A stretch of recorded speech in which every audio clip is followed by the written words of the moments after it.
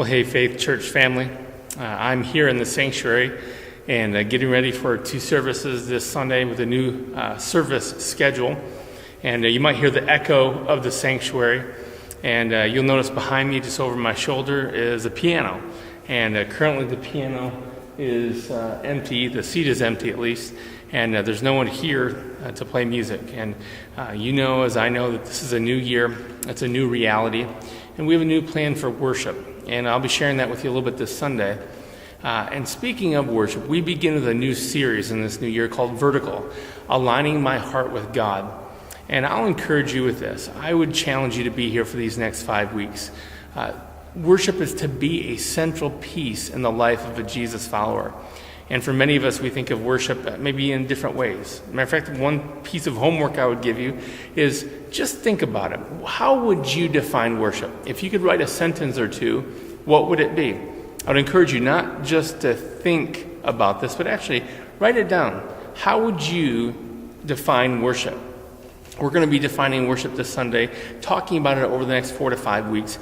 And I believe you'll find this to be a very powerful series.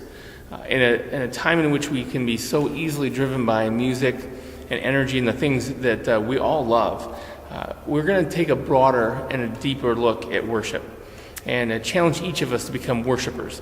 As Jesus talked about in John chapter 4, that we become worshipers who worship the Father in spirit and in truth. And speaking of the new year, a new reality, a new worship plan, a new series, we also have new service times on Sunday.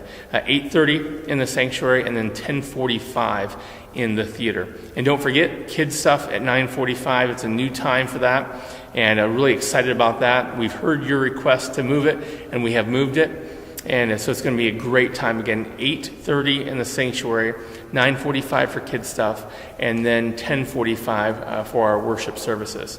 And between now and then, I would like you to do a little bit more homework than just thinking about what worship might mean. Why don't you read about it a little bit? Psalm 150 is one chapter. It's the last chapter in the book of Psalms. It's only 6 verses. I encourage you to read that and allow that just to soak into your heart just a little bit. We're going to be talking about lots of things this Sunday. Worship, pleasure, even kissing. I might even tell a story about kissing, my first kiss. And you may find yourself wondering, well, what does a kiss have to do with worship?